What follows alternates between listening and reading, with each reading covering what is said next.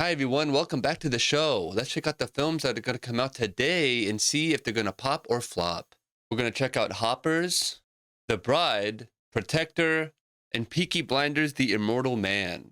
Okay, the first film we can check out is Hoppers. This one looks like someone described it as Avatar with beavers, I guess. So here's the trailer. Doc! I need your help! Mabel, I'm in the middle of class. A class that you are enrolled in. Sup, Mabel? Come with me. The traditional methods to understand animals just weren't working. But we've done it, Mabel. We created a revolutionary technology that gives us unprecedented access to the animal world. We call it Hoppers. Huh? We put this into this. Yes, this into this. Mabel, be careful!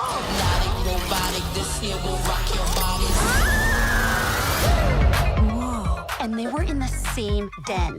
No. I understand you. What you doing, lady? This is incredible! Hey, what's your name, Beaver? Mabel? You want to live here, you better learn pond rules. What are pond rules?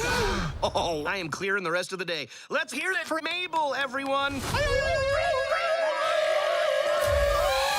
Rule number 1, don't be a stranger. Looking good, Fran. Tom, Laquan, Tamara, Prudence, Pete, Peter, Petey.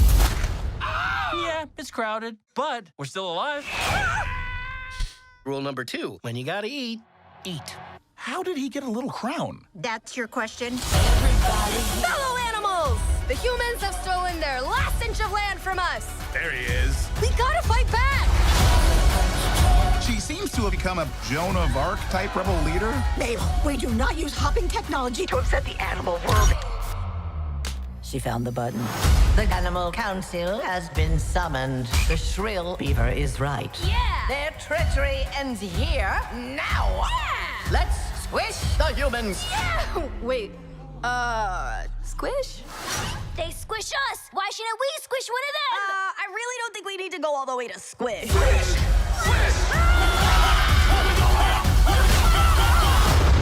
That was intense. Everybody here getting out of control. Over here! Your life is in danger. You must do exactly as we say, Harry. LOL, I mean, Jerry. Drive now. Rocket ship. Okay, well that was an interesting looking trailer. People are saying, yeah, it's like Avatar, I guess. I mean, Avatar was just, the first one is incredible. Like the concept is done better. This just seems like the idea, which again, though, I guess Avatar is Fern Gully, but again, though, I mean, Avatar has this thing over, with Jake Sully being disabled and is able to not be disabled anymore. So that really creates a thing. And if this movie doesn't have that, if that girl was disabled and she could live through the beaver, you know what I mean? Or something, they'd have more of a thing. But of course, that would be an exact copy or whatever, a ripoff of Avatar. So I feel like they had to do half. Oh, it is Disney though. So they own that idea because they own Avatar, right? So this movie's PG. It looked very kiddie though. But this means there's some adult jokes in it. So hour and 45 minutes, not bad. Animal adventure, artificial intelligence, body swap comedy, computer animation, spy, adventure, animation, comedy, family, sci-fi. A 19-year-old animal lover uses technology that places her consciousness into a robotic beaver to uncover mysteries within the animal world beyond her imagination. A robotic beaver, when Avatar, I think, was synthetically grown, whatever, right? An Avatar, whatever, that. But this is like a robot, though, I guess.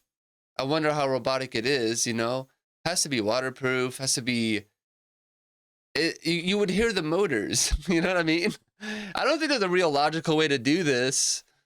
I mean, if it's Disney, they could have literally just done Avatar, grown synthetic, organic, like real beavers with no brain that can be controlled, and then do the same thing, Directed by Daniel Chong, written by Daniel Chong and Jesse Andrews, starring Piper Curda, Bobby Moynihan. That guy's familiar, isn't he? Yeah, we'll check him out. And then John Hamm. Cool. Daniel Chong. Let's see. No picture. 1978. So it's kind of older, I guess. Story by him. We Baby Bears. 23 episodes. We Baby Bears, the movie. We Baby Bears. A lot of We Baby Bears. All right. Anyways, whatever. Let's see. So all that. Okay. And then he also wrote this, as well as all of that. We Baby Bears. We Bear Bears. Oh, that's why. Okay. We Baby Bears. We Bear Bears. Jesus. So kid stuff. So he's got a lot of experience with that. That's good. Also writing it's Jesse Andrews, who did Me and Earl and the Dying Girl, Luca and Elio, which I think Elio bombed. That one flopped, I think. Didn't it? 2005. I'm pretty sure this one had a lot of issues. Well, 616, but Elio, or Elio, whatever you want to say.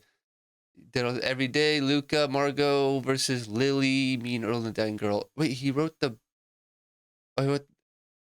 Oh, that's a video. Okay, no mind. I was like, oh, he wrote the book. Upcoming, two of them. Empress of Serenity and Boy Band. So cool. And then Piper Curda, I guess we could check her out. Cool. All right. Watson, The Morning Show, Cognitive, something casual. Upcoming, The Dregs, OCD, and Me. Cool. And then we also have Bobby Moynihan.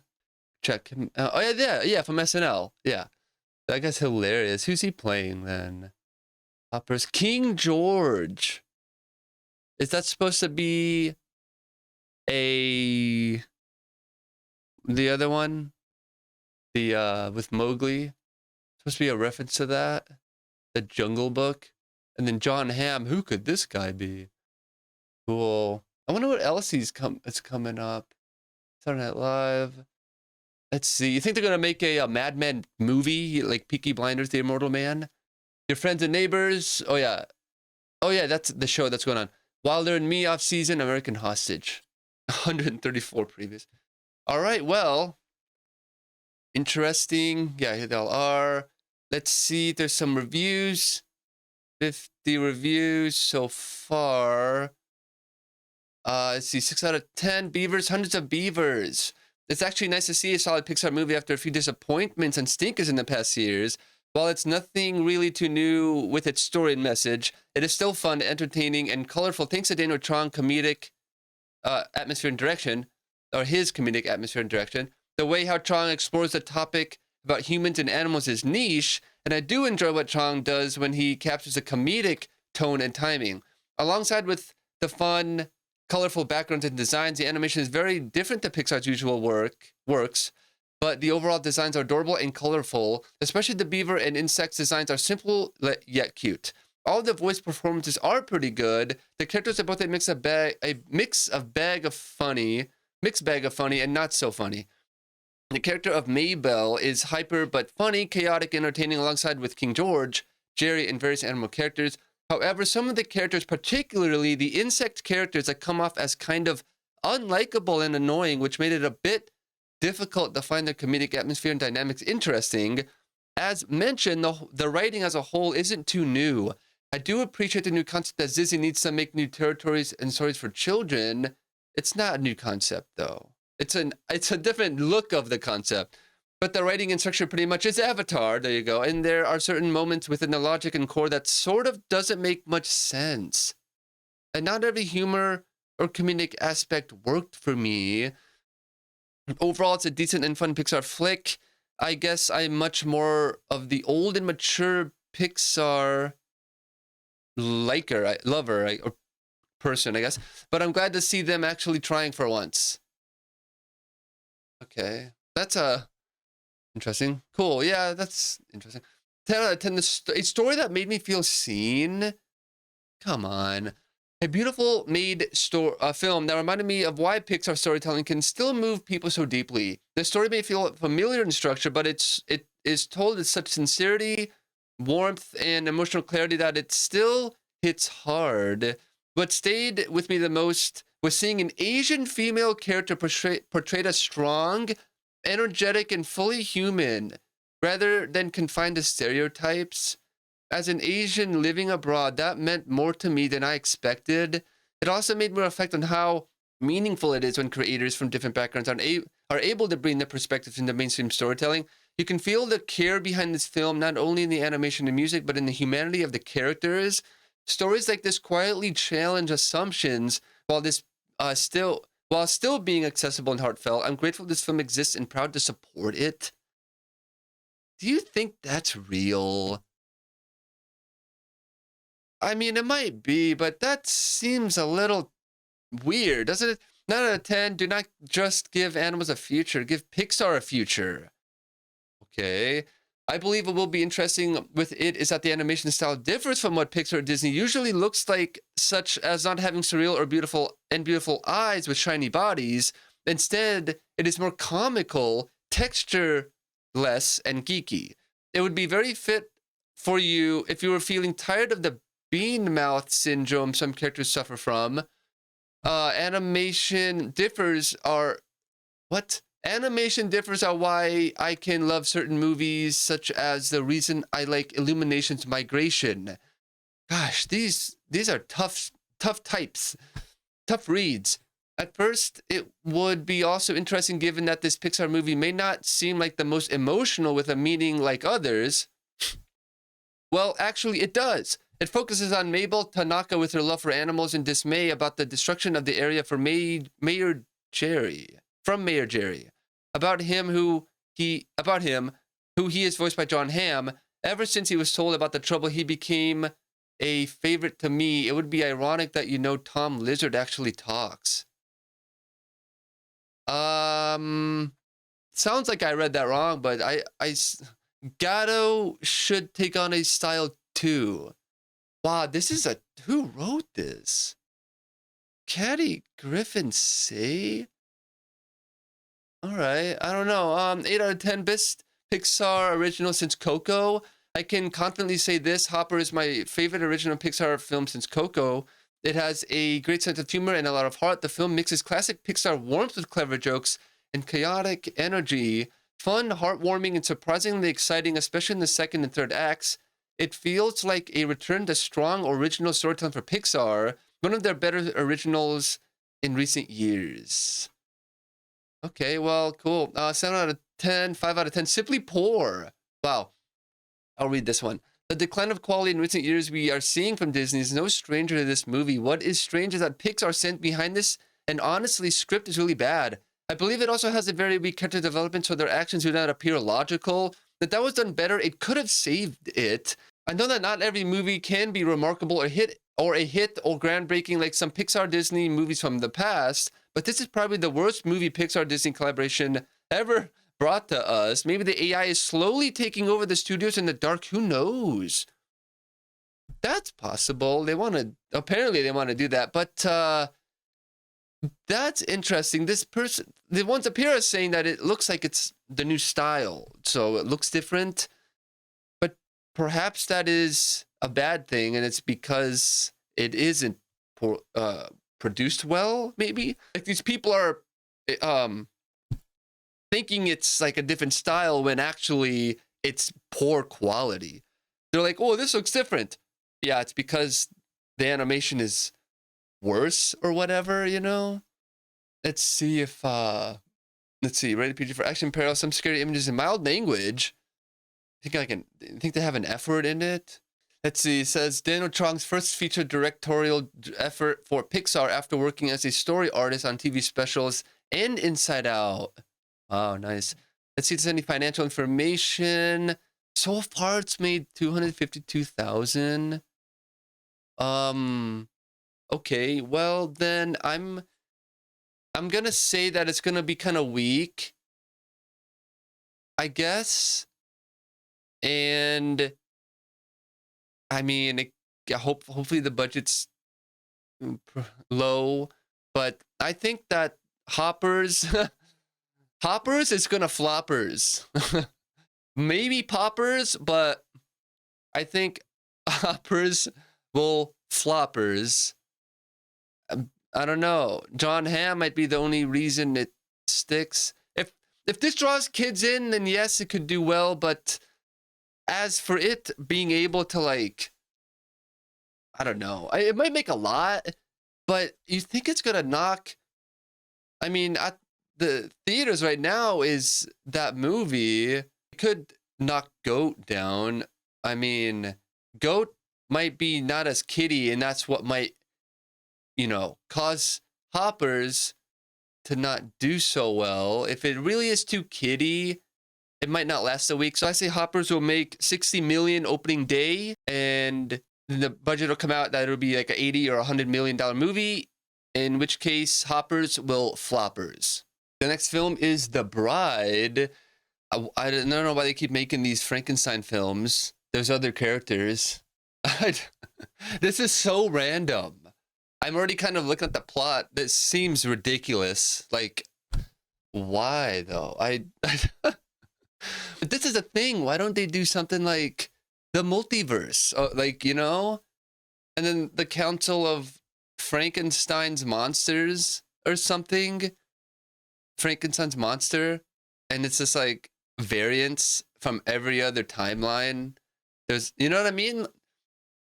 This is so strange. I'll read it in a second. Let's just watch the trailer first. 2.5 minutes.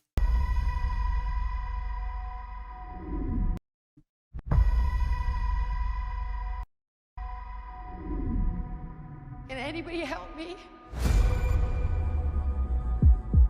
Please. I didn't want this. I didn't want any of this! Please. Help. Help.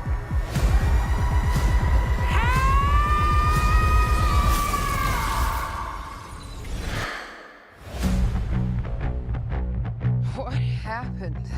You had an accident. An accident, huh? We dug you up, then we brought you back to life. Get on stage, and I call her by her first name. What do you want with a dead girl? I'm the same. Born from the dead. I am a monster. Yeah, so am I.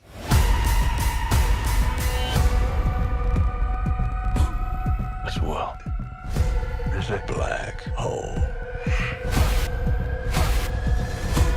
The corrupt are going to see life is here and it's coming to you from the monsters. Yes. Yes! Everybody dance! Everybody sing! Everybody move! Please don't hurt me, please. I'm sorry. What are you sorry for? Did you do something wrong? Something you thought you might get away with?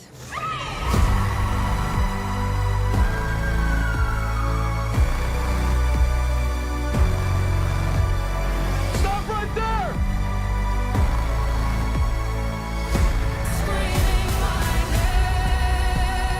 The dead have got something to say. And I'm saying it.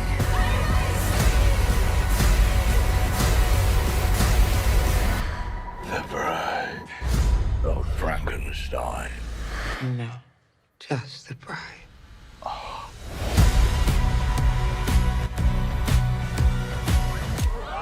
Scared? Well, okay. I feel like I don't know. I guess the trailer's okay. It shows, I guess, there's so much.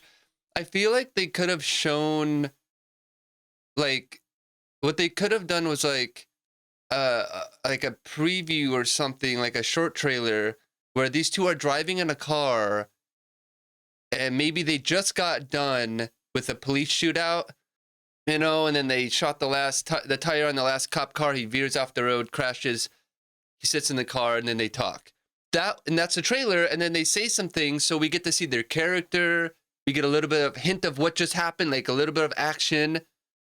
And then they both talk. We see their character. They argue. There's some funny humor. Maybe it's not in the movie even. It's just to show the feeling and style of the movie. And then, you know, whatever. Maybe they end with the last line being bride or the bride or something. And then it cuts to maybe like a 5-second or 4-second very fast montage of the movie. Maybe. And then the poster. So I don't know. I don't understand. Like, I don't know if I need to know all of that, really. I'm already confused at why this even exists in the first place. You know, like, rather than like, oh, sell, you know what I mean? Like, I don't think I need to see the trailer, really. I'm more like, why does this movie exist? And then, I don't know, maybe this is part of, like, they just want to do this, what is it called? The Dark Universe thing, that they just keep doing one character and they have other characters to do. If this is going to be, maybe they want Christian Bale to be like they want to take an Avengers thing eventually, you know, with these characters. And maybe maybe Christian Bale has signed on for like 5 movies and they're going to do, I think The Mummy's coming out, right? The next one. And then whatever the other one is, I think there's a werewolf one or something. So they're close. They've never done a witch movie. They haven't picked a witch. There's no witch emphasis or whatever, you know. They keep making Frankenstein movies, mummy movies, and vampire Dracula, and that's it. But at some point, you have to like make that final movie, make the team up movie, make some historian guy studies these mythological characters or people, and then he's the Nick Fury who finds this Frankenstein. He finds the bride. He finds the mummy. Finds the vampire, the one they're going to use in the future movies. You know, and then he forms a team. Like, that's what should happen, right? But they keep doing these. They just keep doing the character over and over again. So, I don't know. I got a little side off talking about all that, but I think it's true. I mean, geez. So bizarre. Anyway, so this is a dark comedy. Okay, dark romance, period drama, psychological drama, horror, romance, sci-fi. I'm surprised Christian Bale is even in this. You know, unless like what I'm saying is like the other end is that he's signed on to multiple things. That's going to be what I'm saying, like Avengers or the Dark Universe.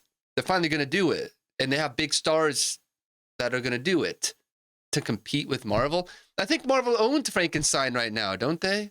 Directed by, so 6 monthly stars so far. Maggie Gyllenhaal wrote and directed it. Wow. Isn't she that one lady, right? Yeah. Let's see. Okay, so best summer ever.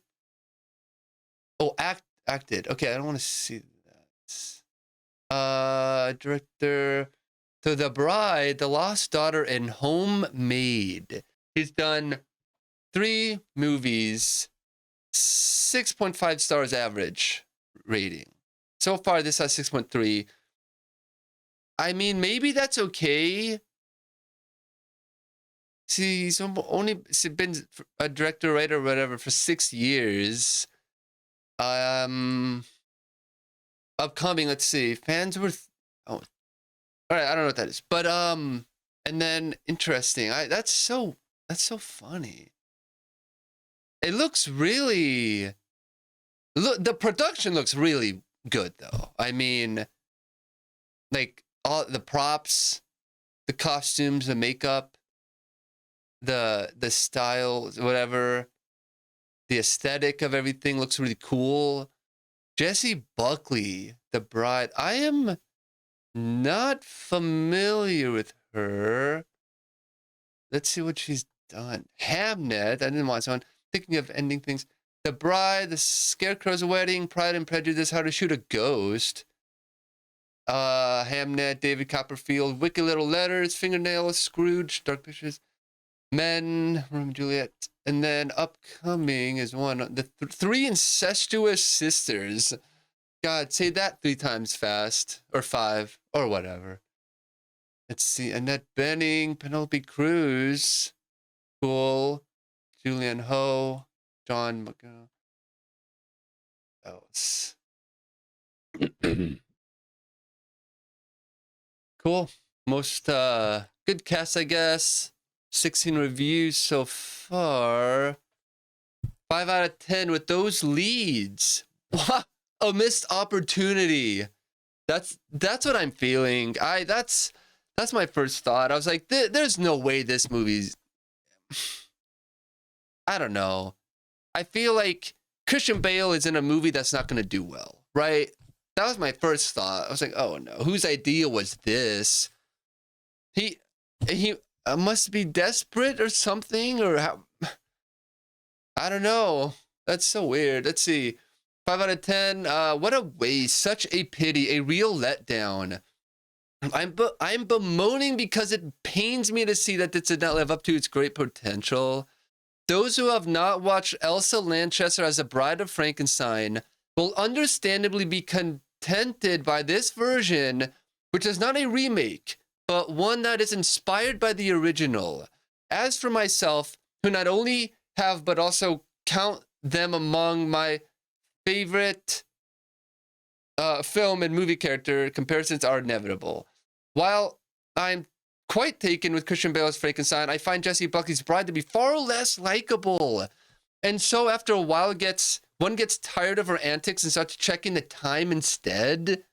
That's unfortunate to hear. Jeez. It said 2 hours. They should have done 1 hour 35 or something just to compete. You know, we already saw Guillermo del Toro's Frankenstein, right? Ugh. Again, why is this coming out now and not in October? Why can't they do that? Scary Movie 7, The Bride, and what was the other one that just came out? That would have been incredible. Do you know how many movies just came out last year for Christmas?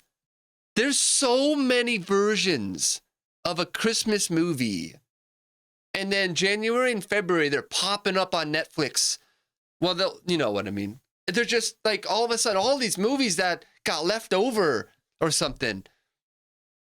Like, you know what I mean? Why, if they had no Halloween films, is that what happened?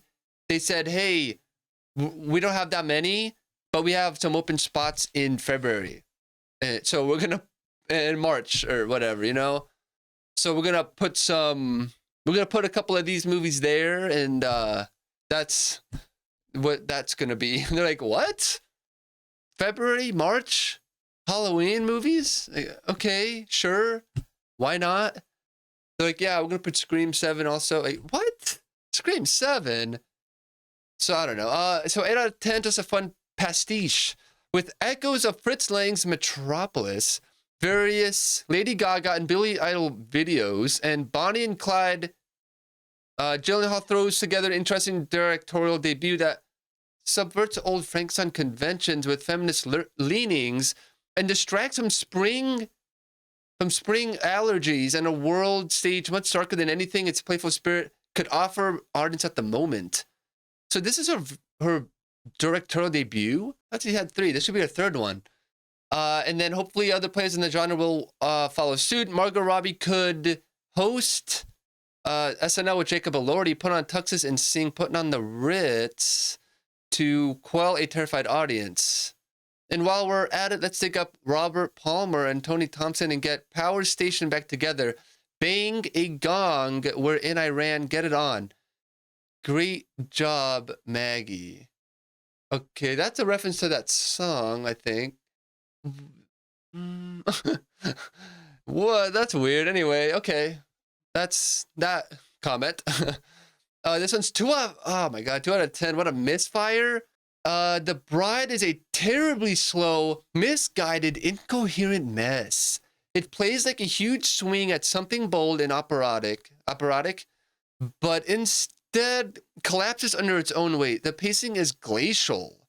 The script is atrociously written, and the whole film drifts between tones without any real control. Scenes stretch endlessly, and the story never finds a clear rhythm or direction.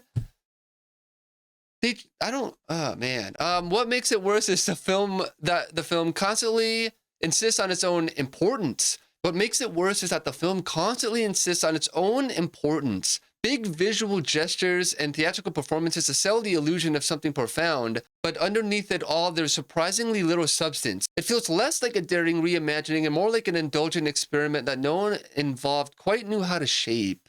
Jessie Buckley dropping her own Catwoman a week before she probably wins an Oscar is quite a career move, an incoherently, terribly paced, atrociously written big swing that ends up an embarrassment for everyone involved. Jessie Buckley dropping her own Catwoman? What does that mean? Like reminiscent of that performance from Halle Berry? Like a Razzie Award type of a thing, whatever? Like a bad performance? Wow. These people needed was a goal. They should have said, hey, we're doing the Dark Universe, whatever.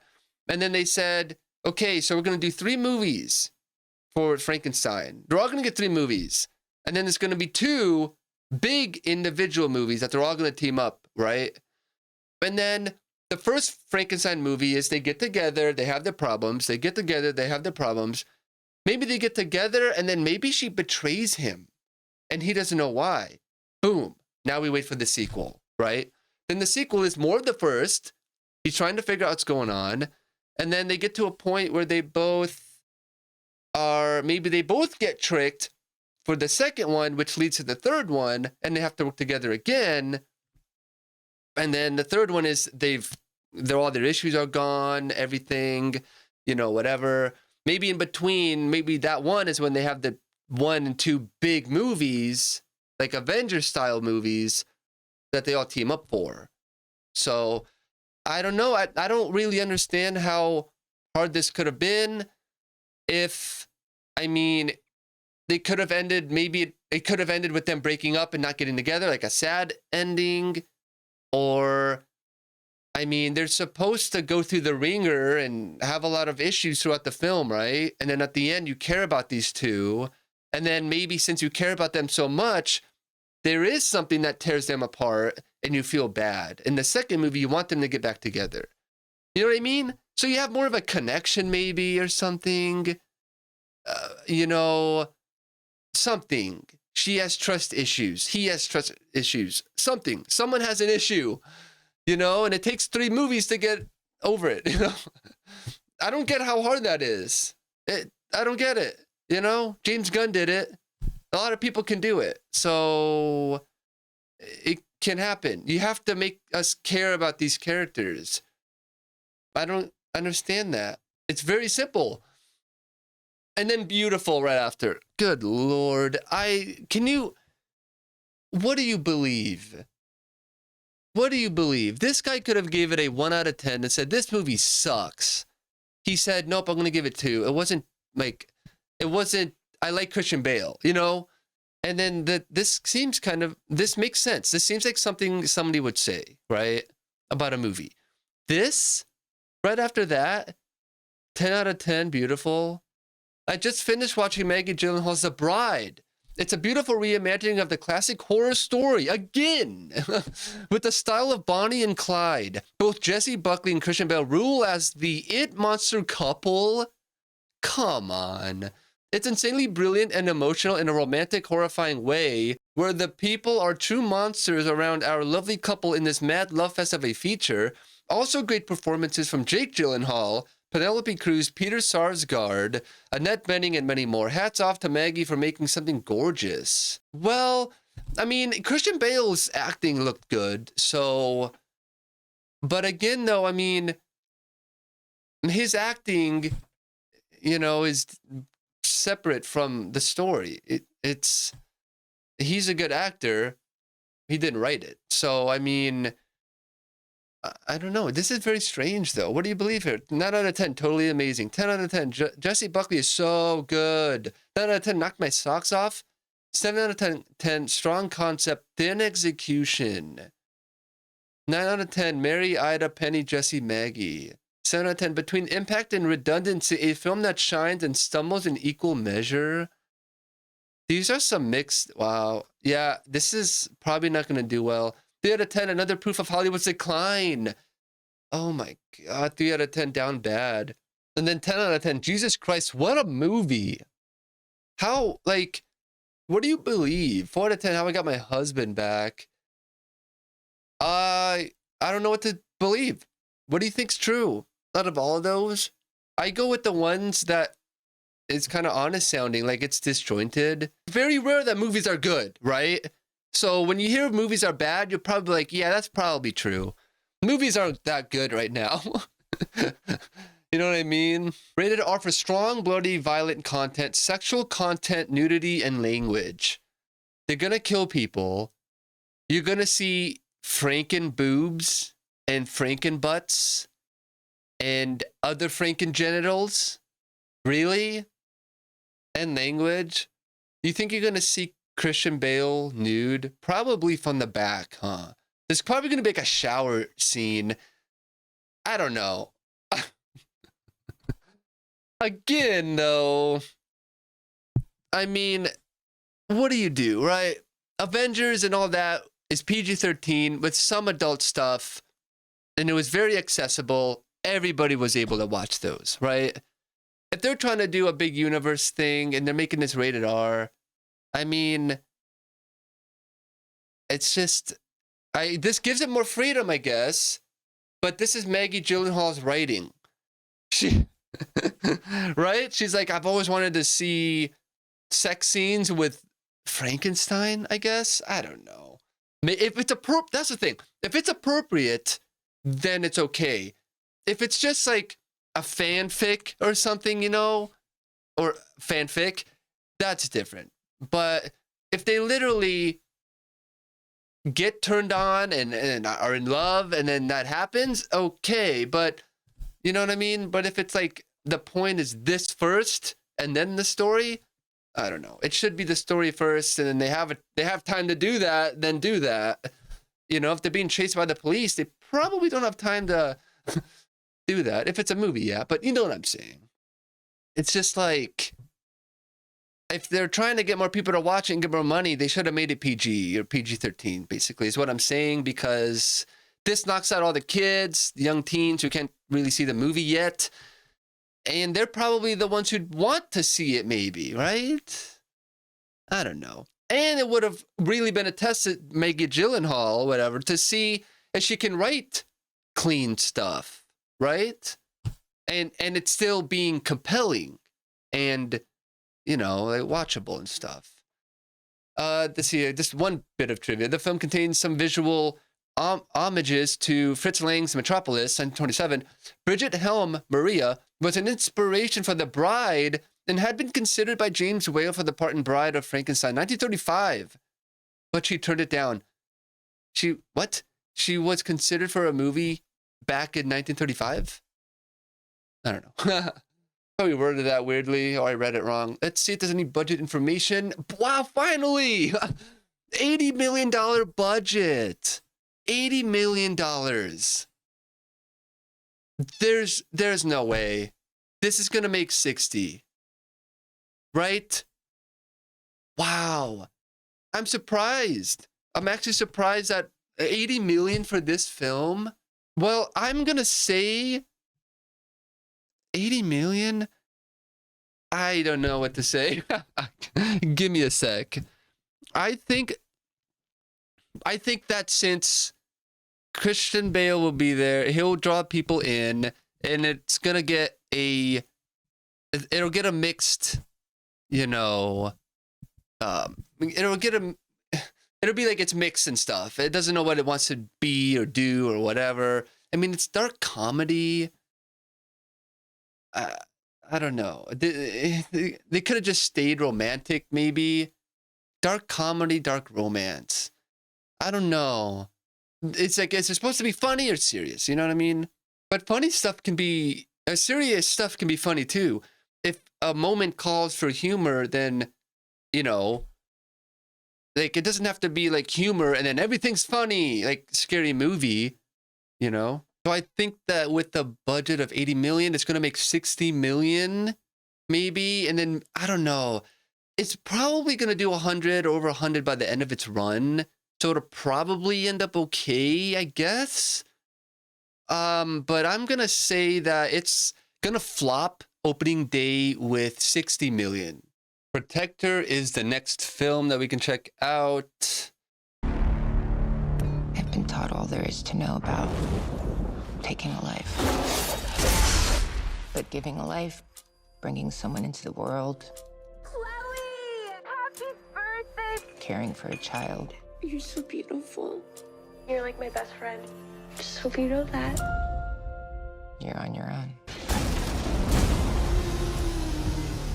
In any disappearance, especially that of a child, you have just 72 precious hours to find them. I have to find Chloe before it's too late.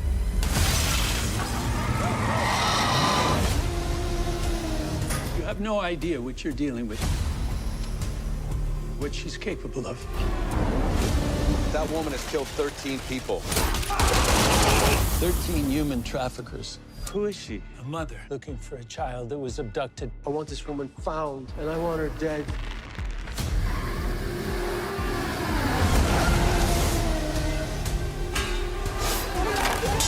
Nikki is a force of nature.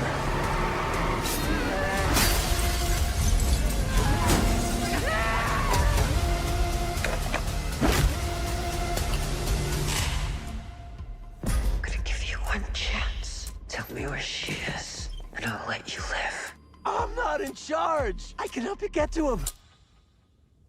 I don't need your help.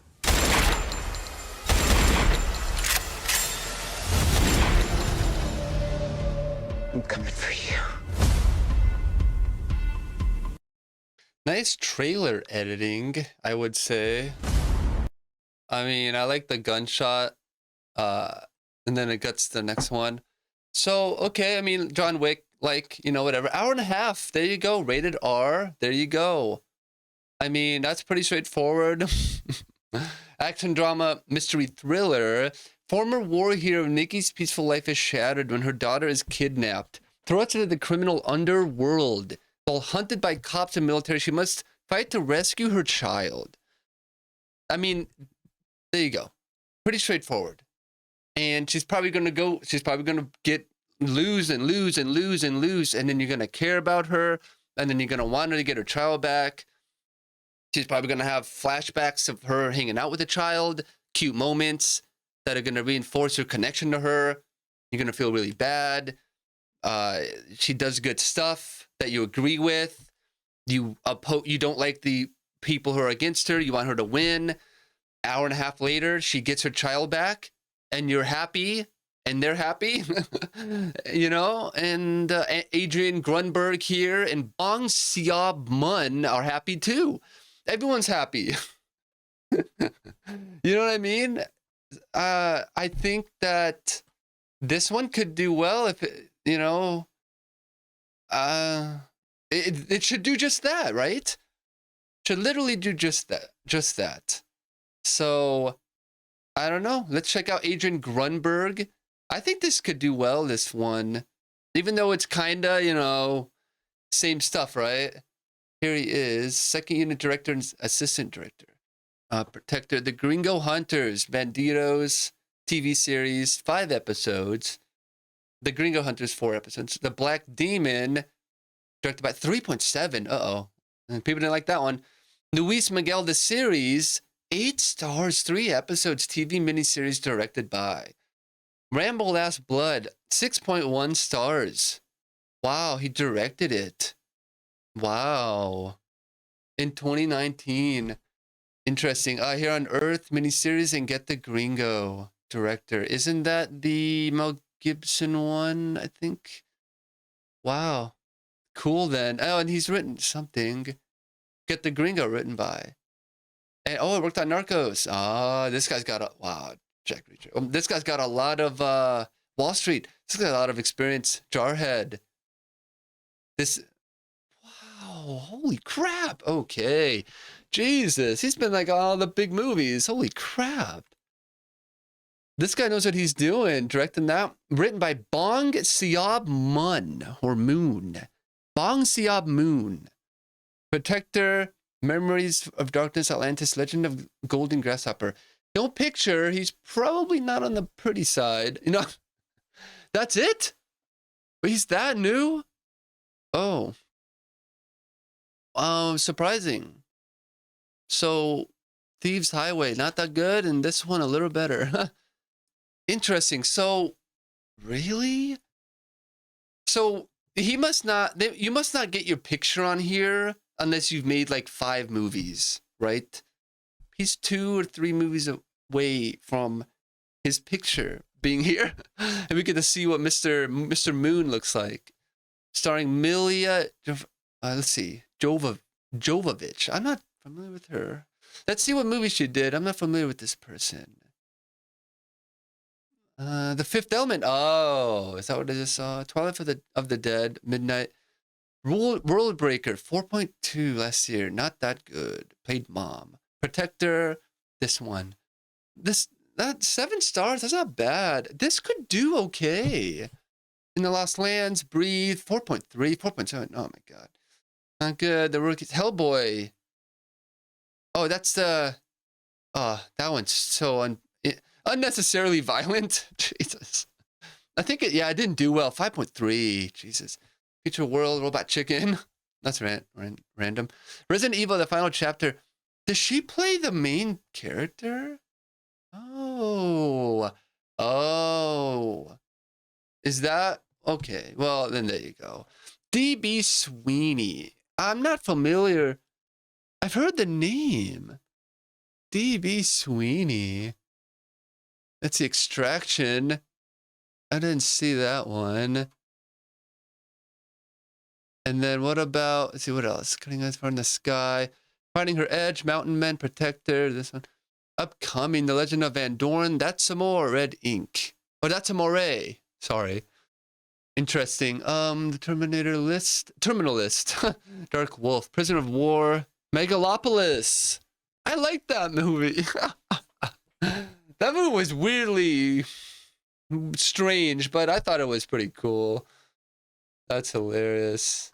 What else? So D.B. Sweeney. Well, all right. And then all these other people. Cool. All right, let's go on here. Some user reviews, none. So no reviews yet, right? So I think it's gonna do okay. Rated off for strong, bloody violence and language. She has no time for sex. You see, she's here to get her child back, and that's it. She's gonna kill people on the way. See, that's cool. I mean, it makes so there's got to be sequences, you know. And creative kills and things, right? Hour and a half? An hour and a half, you don't have to do that many. So if you pace it right, you got to do a couple of good ones and no budget info. Okay, well, I'm going to say Protector. It's probably got a $60 or $70 million budget, maybe less. It's probably, I don't know, it's probably an okay film. It's probably gonna make 30 or 40 million. So, unless the budget is low enough, I think Protector, it's probably gonna be good, but I think Protector will flop. Okay, and the last film we can check out today is Peaky Blinders, The Immortal Man. So Netflix has their limited releases of their movies in the theaters sometimes, which is pretty cool that gets to happen. So this Peaky Blinders was a show, and now they get to make a movie, kind of like El Camino was to Breaking Bad. That's super cool. I'm assuming El Camino probably had a theatrical run for a week or two. This doesn't really entirely need to make that much money. I'm not sure how Netflix's budgeting or their finance stuff works, but it seems like they have enough money already, you know what I mean? And this is like extra money in a way. They probably is a budget for this. And then we can just check right now really quick. We'll go all the way down here and look.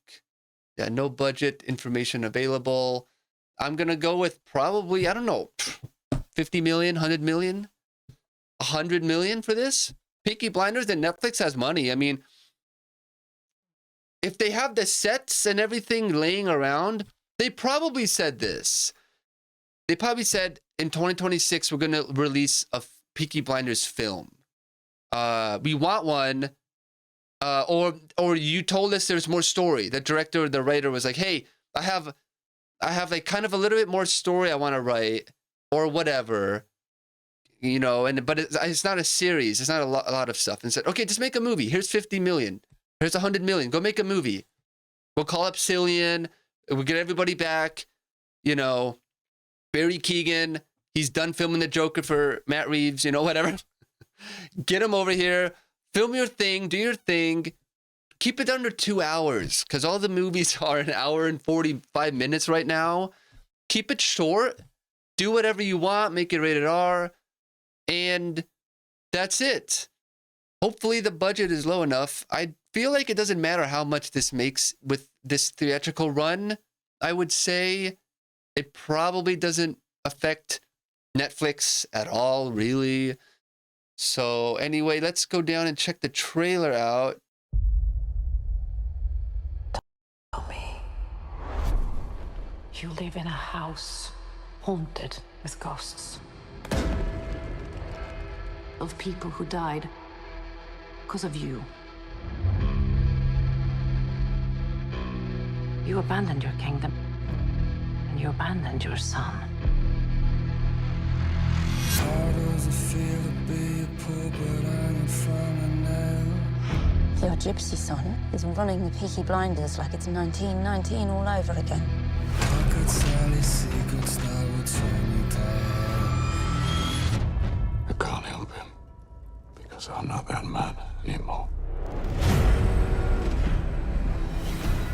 I need to know that you are willing to take part in an act of treason that will decide this war for Germany. The world don't give a fuck about me. And I don't give a fuck about the world. I've heard you decided this wasn't your war. It is now. How does it feel to be a freak among the freaks? I'm looking for your son. Who the fuck are you? Everybody stay calm, because this man, ladies and gentlemen, is Tommy Shelby. Who the fuck is Tommy Shelby? Perhaps someone should explain to him who I am.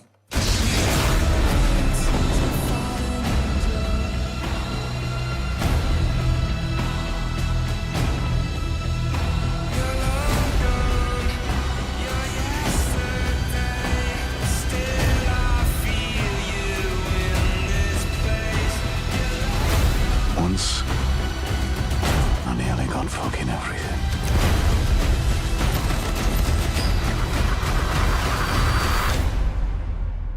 But nearly doesn't count.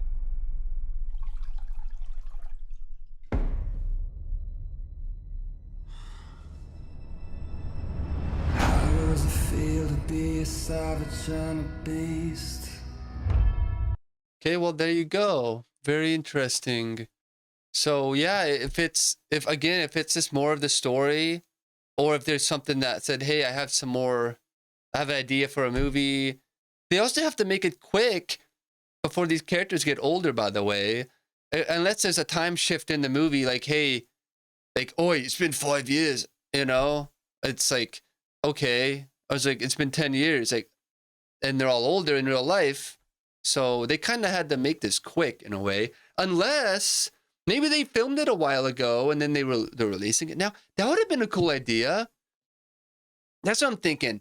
This must have been like thought of later and not planned later because, you know, yeah, because I would have filmed it then and just released it now. I don't know. Maybe not.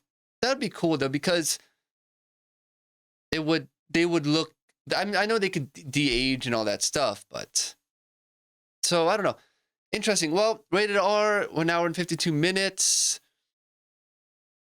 Period drama, crime drama, other stuff. During World War II, Tommy Shelby returned to a bombed Birmingham and becomes involved in secret wartime missions based on true events, facing new threats as he reckons with his past and rising national stakes. Yeah, isn't the thing too that this is like real, right? Period drama, crime drama, history. So, wow. But that's cool. This is probably going to do okay then for its little run. Tom Harper, I think this guy's done the whole thing, hasn't he? Heart of Stone, Your Room Will Be Ready, The Aeronauts, Wild Rose, Electric Dreams, The Sun, few TV series, War and Peace, The Woman in Black 2, Angel of Death, War Book, Peaky Blinders, 3 episodes. Oh, interesting. Oh, I want to see his, I want to see the upcoming really quick. He has Peaky Blinders, The Immortal Man, and then Forever, not announced yet. Stephen Knight wrote this. So, British screenwriter and filmmaker. 8,000 Blows, 12 episodes, created by. Wow. House of Guinness, created by, written by, 8 episodes. Jesus. In the middle of this other show, he writes another show. Oh, and then he does another show that is currently doing Rogue Heroes. These are 7.4, 7.4, 8.2 stars. Wow.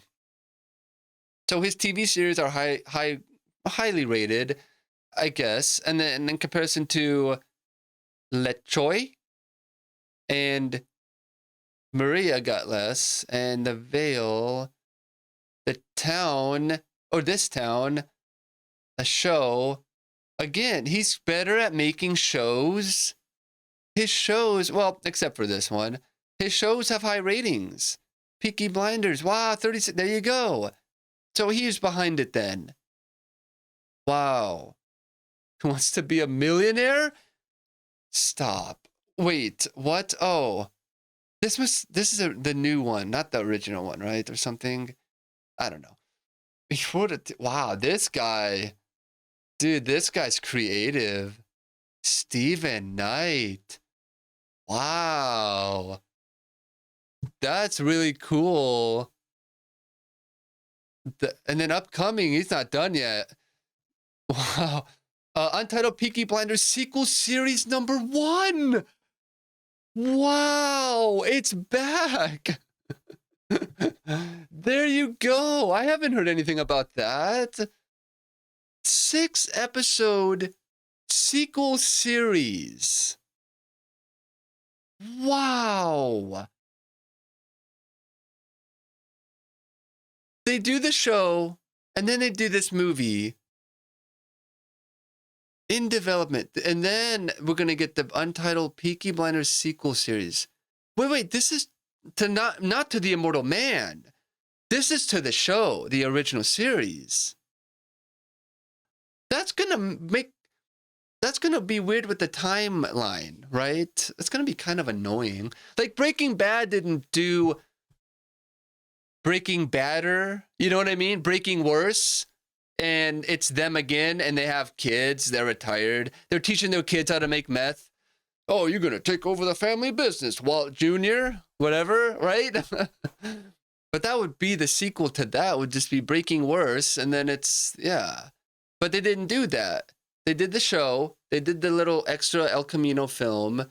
That was it. Because I felt like Breaking Bad needed a little something, right? It was like they forgot part of the meal in the kitchen. You're eating, you got your mac and cheese, you got your baked potato, and then they bring out another one. Hey, your steamed broccoli, or I don't know, you know what I'm saying? Something good. Something good, whatever. So, and then they bring out, they go, hey, we forgot about this dish. And you go, oh, wow, you know? That's the El Camino film. But that's what this should be. But this is like literally like an entire another meal that they missed. Hey, your entire second course, we forgot about it. What? Yeah, well, there you. It says here the entree, everything, appetizer and dessert. Then we give you. We forgot about your entree. That's the Immortal Man. And then hey, we forgot about the entire other course that you also is included in this. And they go, what? I can't eat all of this. I'll take it to go. So yeah, 6 episodes and not 8. 6 is a good number. 1, 2, 3, 4, 5. What's going to happen? 6. Cool. Not bad. He's also doing Small Dark Look, Roads to Freedom Ferrari TV series. And I don't know if that's a Brad Pitt movie. And then Bond 26.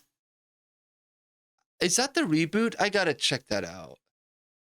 Plot undisclosed. Ian Fleming.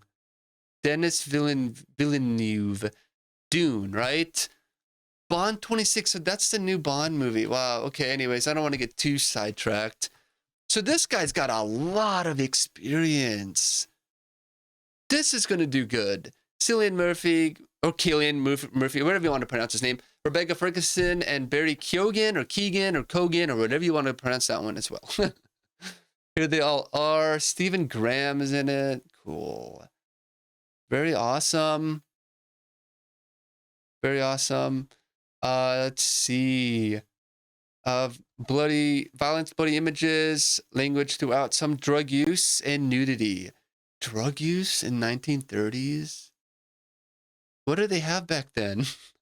Heroin, probably. Probably. Oh, yeah. I guess they had early cocaine and stuff. But marijuana, no, right? Everybody hated marijuana. The reefer. I don't know. Whatever. I guess. Let's see, there's a budget. No, I already checked, right? No budget. Well, what did the show get? This Peaky Blinders 8.7.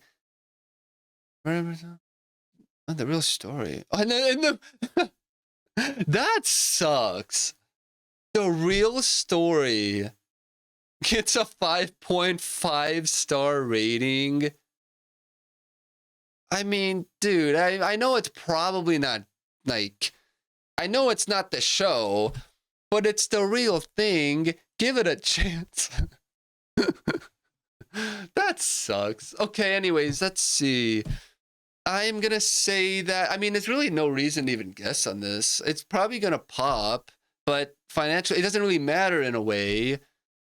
I mean, I don't know. I guess I could retract that for a second. Maybe there's just not a big draw, like a market for it, maybe. Maybe it doesn't come in first place and all that. Maybe it does come in. What's the rating so far? No rating yet. What if it does come in 5th place? I could be expecting it to do well. I feel like I have to go financially. And it's probably going to have...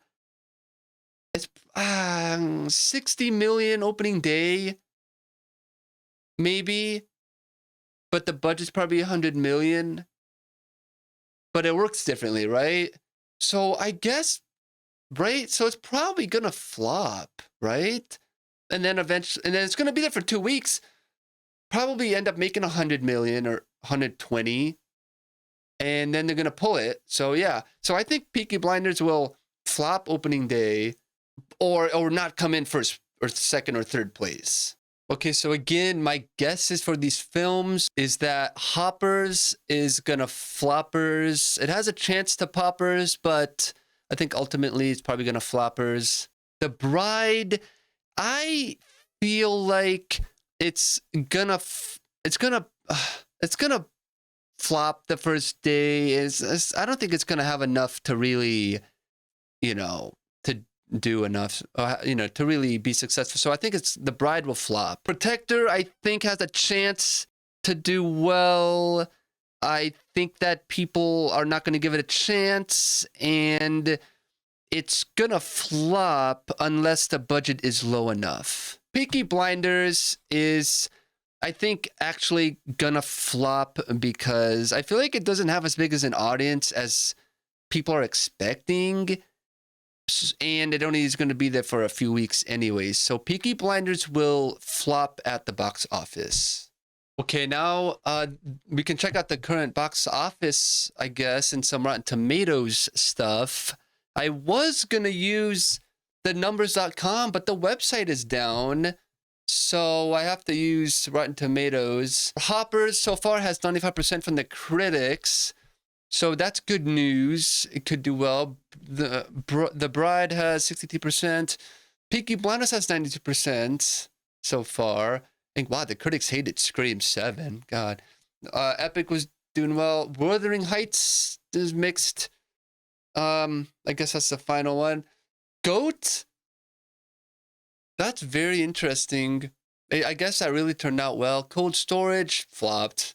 Even though it's liked, I guess. I don't get that at all. How to Make a Killing flopped. Psycho Killer flopped. Have Good Fun, Good Look, but Don't Die, whatever flopped.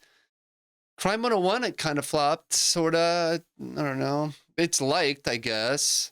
We can check out this other, this one I just found, an alternative to the numbers.com. I love the numbers.com though. This is Box Office Mojo by IMDb Pro. Not bad, I guess. I mean, it shows everything a little bit more detailed, kind of nicely, more like the layout is a little bit better. Yeah, see right here, this one shows I guess this one shows the best results. Avatar Fire and Ash, 151. Zootopia 2, 88. Goat is at 75 million. It's doing well. Wuthering Heights 73, Scream 7 71. It should have made 100 million, but I think it's a cash grab, sort of. That's what it feels like to me. I don't know. So yeah, that's all of that. I don't know. That's kind of interesting. We could see if there's like a few early reviews for Hoppers. I doubt that there is. Let's see. Oh, I guess it's a few. Let's see. Alyssa Wilkinson. Hoppers possesses that certain charm that comes with pudgy beavers and dastardly caterpillars and a touch of weird humor beside. Then this guy says, out of 4 Disney Pixar series balances a familiar plot with endearing characters and a hopeful message. Okay, well, that's fine. Pixar so got it. This guy says, one of the best animated movies in a few years. That's interesting, I guess. Pretty cool. And then The Bride, we'll see if there's a few early reviews for this one over here. They say, concocted with all the restraint of a mad scientist experiment, The Bride lurches in so many different creative directions that overall effect is both sloppy and inspired. Huh. This one's 2.5 out of 5. Drunk on its own ambitions and the permission to go as big as possible. The Bride is seldom cohesive and occasionally incoherent, but it's also rarely boring. All right. This one says, the more you watch the actors give life to the central idea of a meeting of scarred bodies and equal minds, the more you feel like you're watching something not just perversely over the top, but personal. Well, all right. And then I guess if there's any for Peaky Blinders, we can read that. It says, well, the latest entry is thoughtful and stirring. It doesn't exactly improve upon the elegant finality the series granted Tommy Shelby 4 years ago. There you go. Maybe it's unnecessary unless it's a cash grab. It brings back the dramatic gangster theme once again in a yet darker tone. All right. Well, I don't know what to say. That's cool, I guess. All right. Well, that pretty much wraps up this video. Comment down below about what you think these movies are going to do by Monday. And then we'll check back and see how they turn out. Thank you so much for watching. I really appreciate it. And I'll see you in the next episode. Peace.